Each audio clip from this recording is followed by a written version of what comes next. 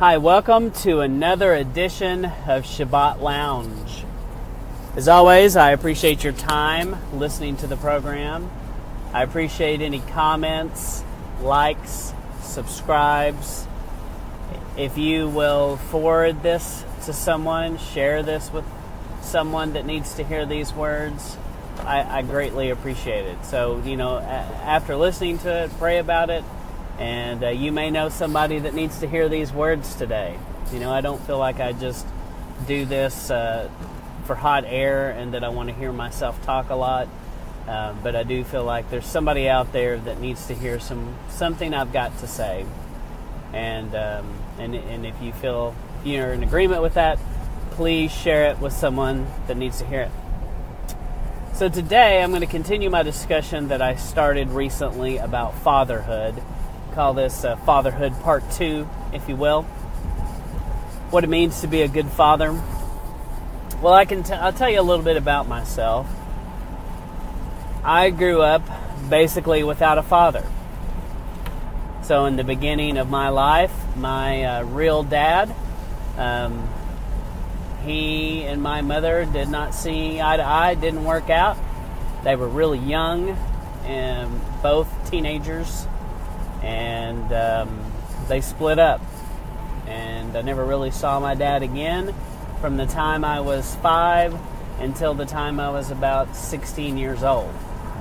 And I had virtually no contact with him. If I did, I only remember really one contact between the age of 5 and the age of 16. So let's just say there wasn't much of a relationship between myself and my real father. And my real dad, he wasn't always really good about holding down a steady job, about being a provider. He moved around a lot, didn't keep his job all the time. It just didn't work real hard. So just didn't provide very well for the family.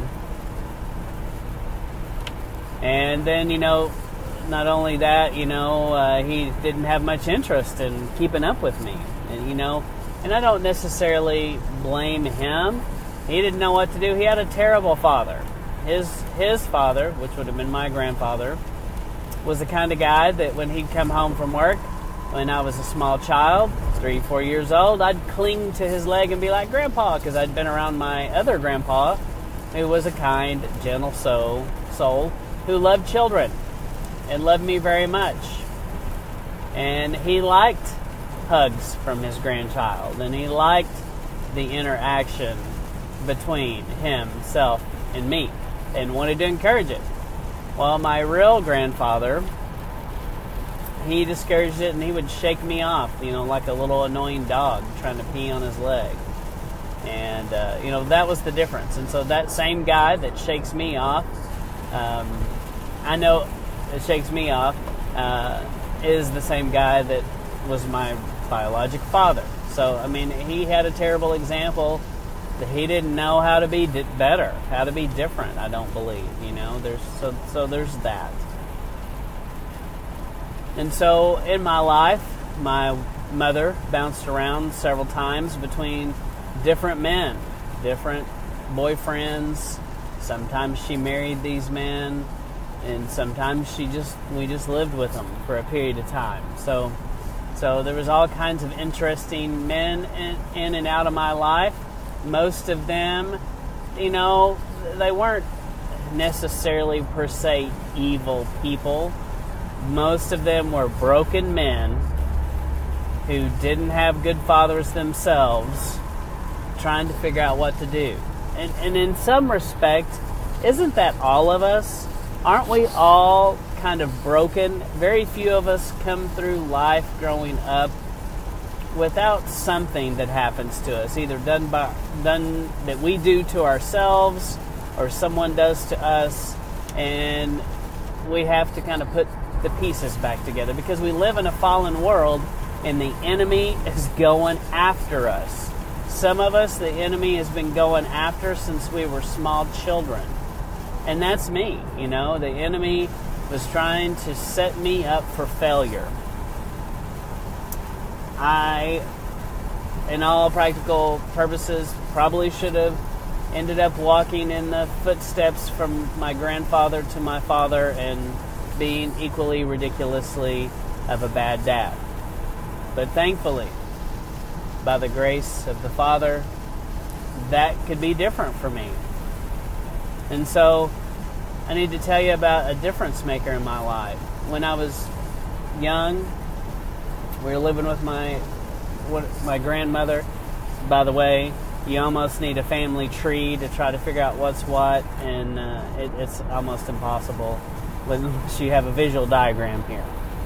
But living with my maternal grandmother, and I'm riding the school bus every day, and getting on the school bus, there's this red-haired kid, kind of looked like Howdy Doody, with big ears, had glasses on, freckles, and he gets on the bus every day with his little dark-haired sister.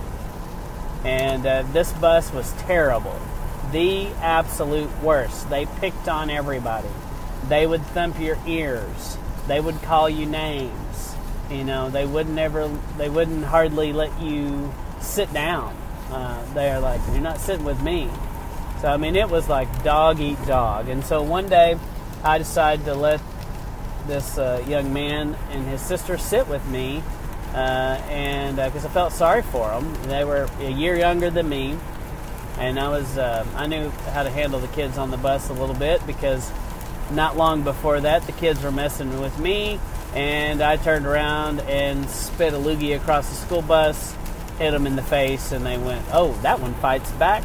That's no fun." So you know, after that, they left me alone a little bit because I didn't put up with it. So anyway, they sit with me, get to talking.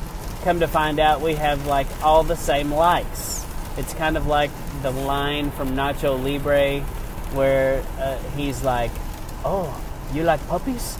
I like puppies too."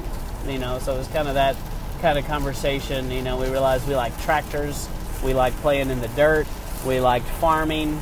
That's what we wanted to do. And so we instantly bonded. And so next thing you know, I had this little pony that I rode every day after school, and one Saturday I saddle her up and I ride over there. You know, keep in mind, I'm 7 to 8 years old, and I ride this pony over to him, and first thing I do, I get off my horse, quote unquote horse, wearing my cowboy hat. I probably had spurs on, and I walk up to this gentleman. I'm like, where can I put my horse, sir? I came here to play with your son, and I need a place to put this horse while we play. And he said right off the bat, he was super impressed. I called him sir, mister. I was very respectful, very polite, and immediately he was like, somebody has worked with this kid.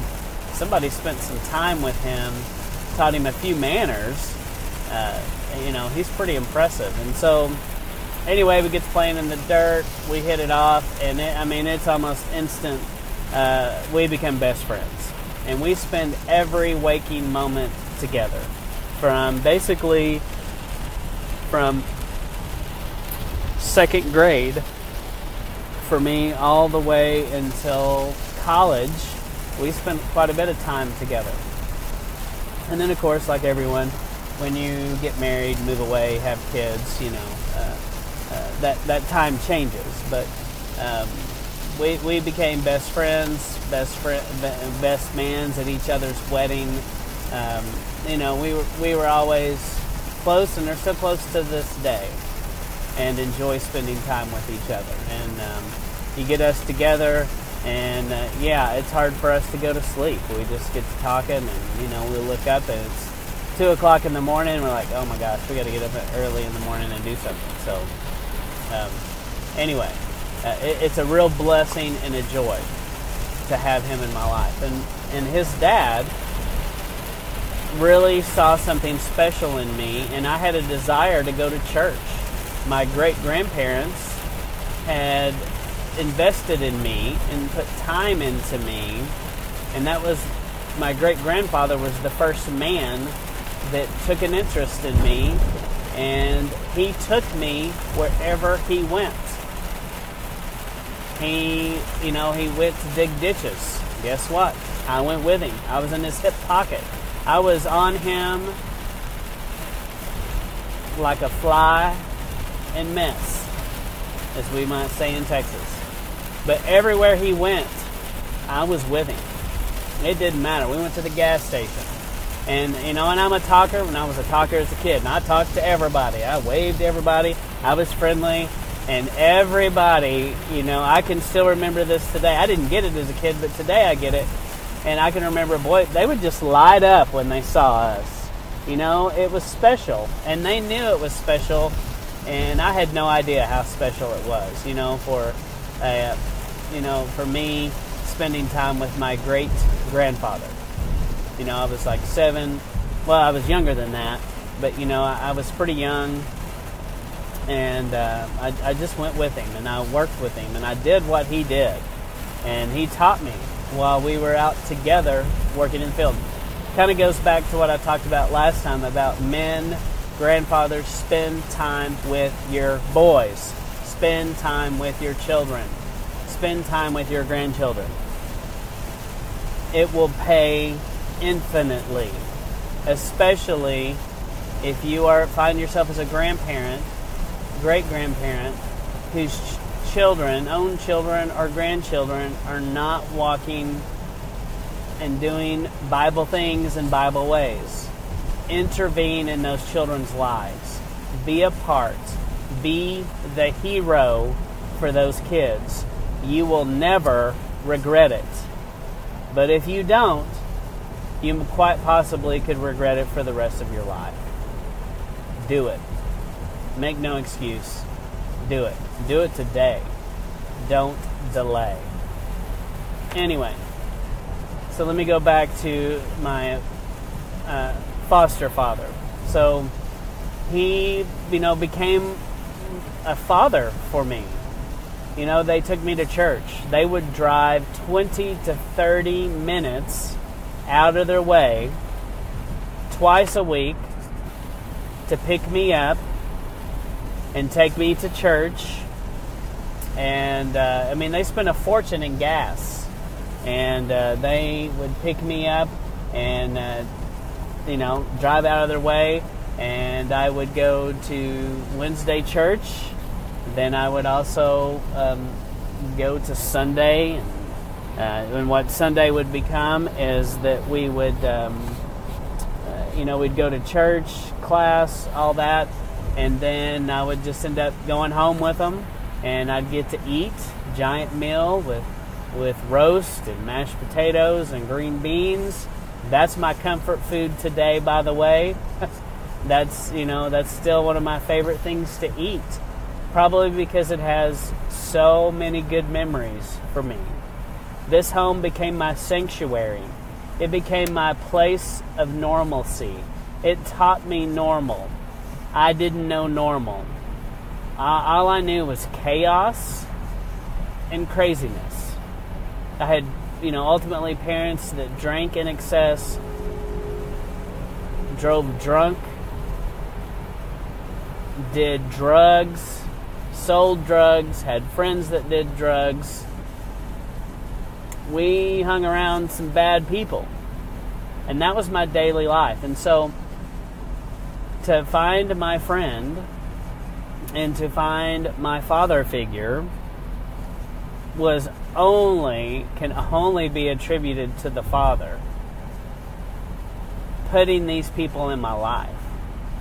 I am not the guy that I am today if the Father had not intervened and put these men in my life. I thank the Father every single day of my life for giving me my great-grandfather, my foster brother, and my foster dad. I owe them a debt that I can never repay. But I tell you what, I can repay it. And here's how I repay it. I have done my best to become a good man a good father, and I'm breaking the cycle. That's how I repay them. And that's been my goal all along, is to break the cycle of addiction and bad parenting that I was taught, and to be different. And that's the quest I'm on. And so I say that to say, if you're listening to this, and there's a little boy down the road who maybe has a single mom, maybe a little guy in your life or a little girl in your life that just doesn't have parents that are taking care of them, pray about it. Listen to what the Father wants you to do. And especially if they're related to you, it's a no-brainer. You need to make it happen. You might be the only father, the only grandfather, the only male influence that they ever get. Or not necessarily male. It could be grandma, mother influence. We need both. And so listen to the Father on those things. And there may be someone that you need to do a better job of mentoring, taking under your wing, showing them how to do life. Because there are so many people out there, so many of the guys that work in our company, they're like this. They grew up without a father. They don't know how to be. They don't know how to talk respectfully to clients, to even the judge sometimes, or to their boss. No one taught them. Nobody taught them how to be a man, how to talk right, how to act right. And so there are people in your life that, you can probably do that for. And my life is a great testimony, not that there's anything amazing about me, or anything amazing about anything I've done, but what's amazing is the Father. And I can't give him enough credit for what he has done for me. He took a broken piece of pottery. I was broken. I was broken into tiny little shards as a boy. And this world had already broken me and chewed me out by the time I was about 6 or 7 years old. And I was mad at the world, mad at myself, mad at my mom. I was mad at my mom for a long time. Probably up until almost, she unfortunately took her own life when I was about 15 years old, and that's why I ended up living with this other family. But anyway, on paper, I should have turned out to be a wreck. I should just be a hot mess of a life. That's kind of, there's a lot of that in my family background, but there was also good in my family background, but so much of the craziness gets drowned out by, the craziness kind of drowns out all the good. But I challenge you, if you can make a difference in someone's life, you've got to do it. You've got to spend the time. You got to go pick them up.